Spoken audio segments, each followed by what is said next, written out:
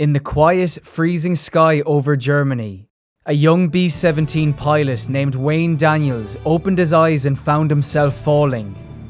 There was no sound, no airplane, just silence. For a moment, he believed he was already dead. Then, as he fell through the sky, a voice broke through the silence. A voice that seemed to come from beyond the world around him. Wayne, you can't die. This isn't your time. Your mother needs you. This is the story of survival, sacrifice, and the invisible bonds that carried one airman through the sky and through life.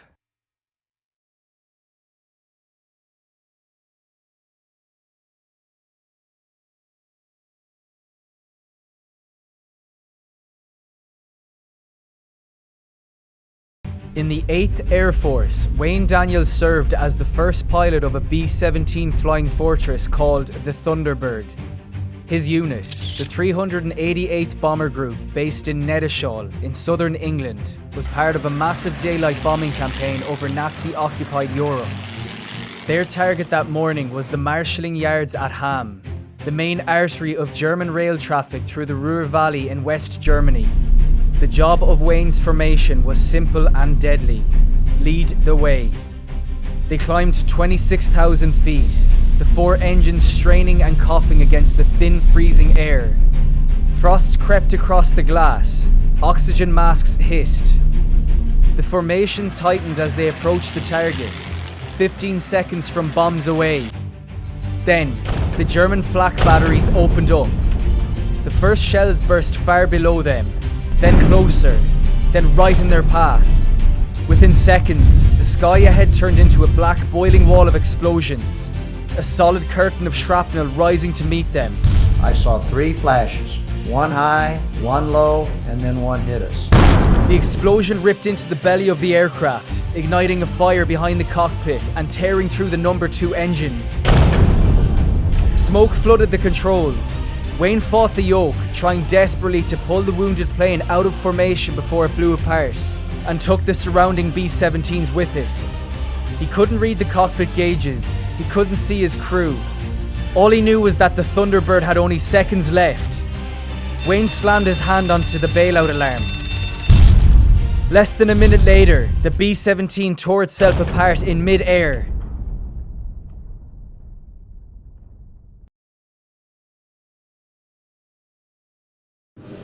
The explosion crippled the aircraft. In a single violent flash, the Thunderbird broke open like a tin can. The men in the rear of the plane never stood a chance. Fire rolled through the fuselage so fast that 3 crew members were consumed before they could even reach the escape hatch. Others were hurled into the sky, blown out of the collapsing frame like pieces of the airplane itself. Wayne's co-pilot was launched straight through the cockpit window, still strapped into a seat and still gripping the yoke he'd fought with until the last millisecond. And then, silence. Wayne regained consciousness, suspended into nothing, floating in the sky at 26,000 feet. No roar of engines, no wind, only an impossible stillness. I woke up sitting out in the open air. It was all quiet, no sound. I thought I was dead. He believed he was already gone, that this was the moment between life and whatever came next. Then, through the stillness, something reached him. Not a hallucination, not a memory, a voice. Clear, personal, calling him back. Wayne, you can't die. This isn't your time. Your mother needs you. He didn't know where the voice came from, only that it was familiar in a way he couldn't explain. It carried a weight he had felt once before in his life, a weight tied to loss, to family, to something he had never truly healed from. But here, falling through the empty air over Germany, that presence returned. A warning, a plea, a command to live. Whatever it wasn't finished with him yet.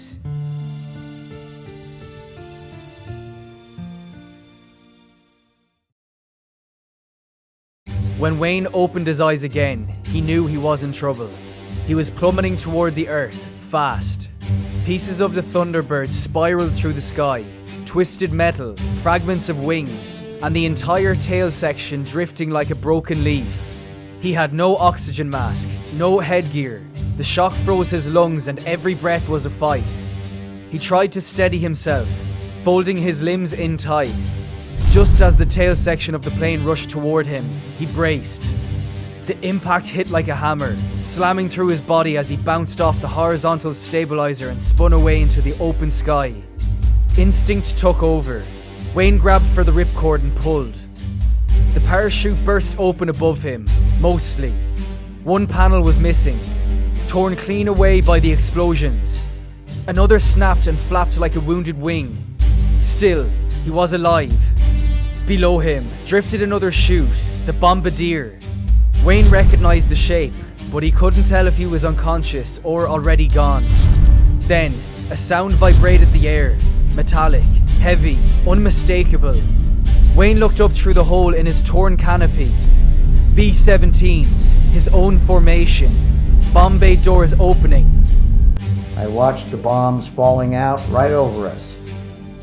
The bombs screamed past, black shapes whistling through the thin air. One struck Wayne's chute, yanking him violently sideways.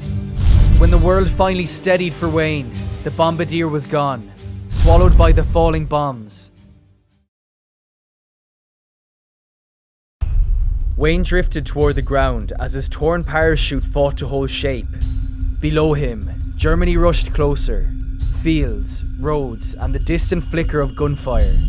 Somewhere above, the bombing run continued without pause.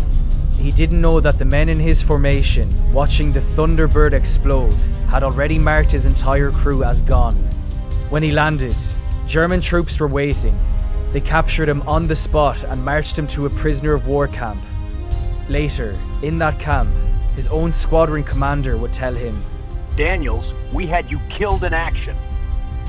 To them, no one could have survived what they saw. A cockpit flash red, an eruption of debris, and a B-17 breaking apart in the sky, never to return. But Wayne had survived, through force, fate, or something far beyond either. As he descended into enemy territory, he held on to one final conviction. He wasn't alone. Not when the plane blew, not when he woke in the sky, and not now.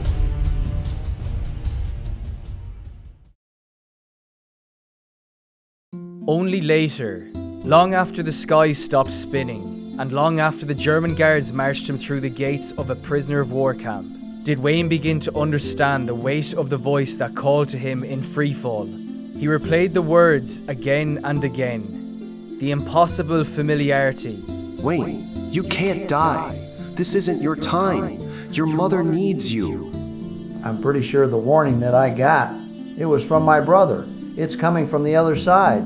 The realization pulled him backwards through time, back to the wound he carried silently into the war. As a boy, Wayne witnessed the greatest act of love he would ever see.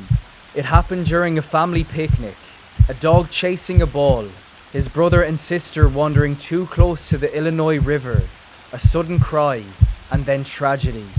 His father dove into the current without hesitation to save his children. Tragically, all three were swept under. Wayne saw their faces vanish beneath the water, never to surface again. That moment shaped him more than anything that came before or after. My dad gave his life. He's been my hero. I didn't want to let him down. I wanted to make an effort with my life. Survival, for Wayne, was never about chance. It was about purpose, about living in a way that honored the sacrifice he grew up with. And on that day over Germany, when fire and steel tore the sky open, Wayne believed the voice that pulled him back from the edge was linked to that sacrifice, an echo of the family he lost, reminding him that he still had more to do. He lived to be a man of service, resilience, and quiet strength. He carried his crew, he carried his family, and he carried the memory of those who never made it home. Near the end of his life, Wayne looked back, not with fear, but with peace. A man who survived the sky, the war, and the weight of memory, and never stopped trying to live a life worthy of those he lost.